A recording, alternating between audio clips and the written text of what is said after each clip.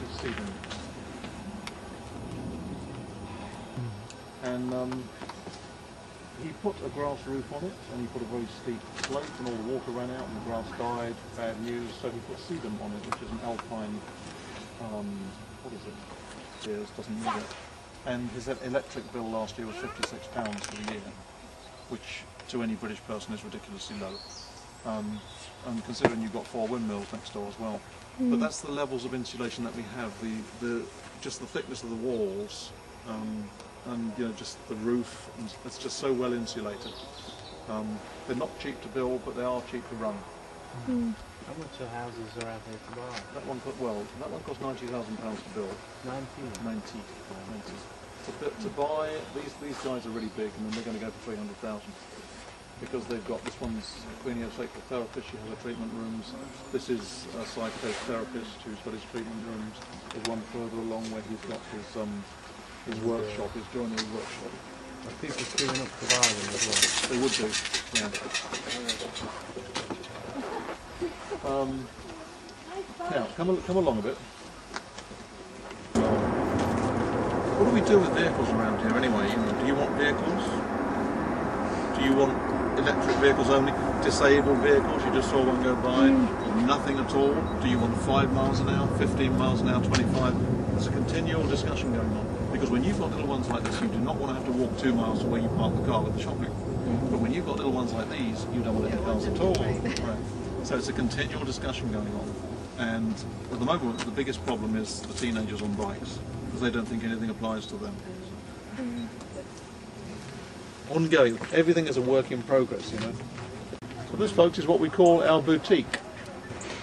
And it's a place where if you come here from Australia without enough warm clothes to Scotland and you're really cold, have a look in there and see if there's something that fits you, and if there is, it's yours. There's no money exchange.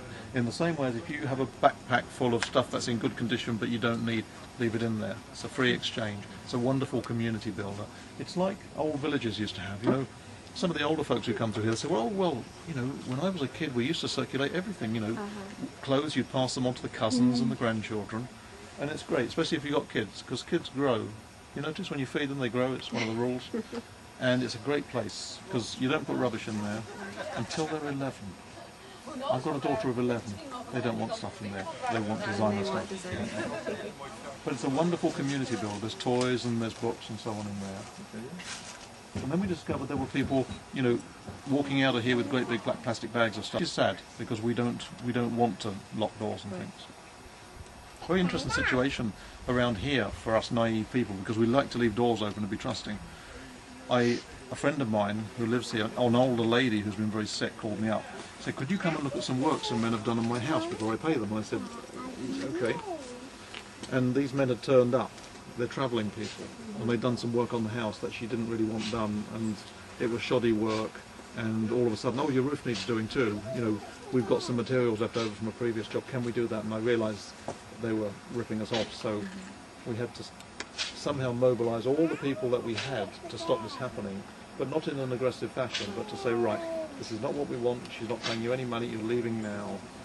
And to do that in a gentle, loving fashion, but clear as well. Yeah. You know, rather than say, right, police are coming, you know, you're going to get arrested. But we don't want that, that's not what we do around here. And it's got to be a clear message too, because they're going to do the same thing somewhere else. So it's interesting that happened this very morning, and just watching how, and this dear old lady was saying, oh, I'm so sorry for all. I said, yeah, right, you know. So, you know, we have to be careful. We're a very loving community, very open-hearted, welcoming, come in, you know, come and talk to us. And we have to be careful that we're not getting ripped off. Yeah. So, anyway, boutique. Great community building. So these are some studios in the middle there. They're tiny places. They were about £90,000 each, and they're one for one person or two very close friends, and they're incredibly well insulated. But they are small.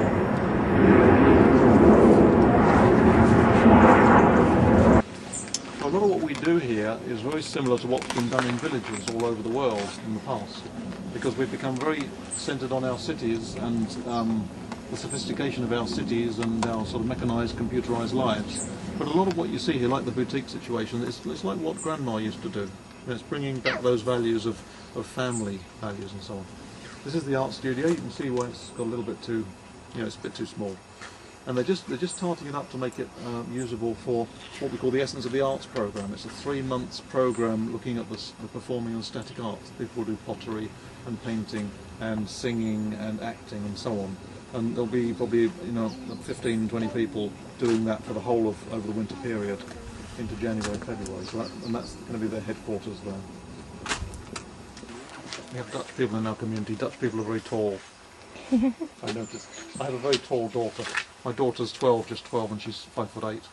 And I said, we have to go to the Netherlands to find your husband. And that's the guy on the right. He's Dutch, and that's his daughter in the middle. And she's taller than I am. So why do you go so tall in the Netherlands? I mean, you're tall, aren't you? Yeah. Yeah. Do you have Dutch parents or something? No, pretty German. German blood. Yeah, German. Coming from Strasbourg. Yeah. Why? Why? Is it all the cheese they eat, or the tulips or something?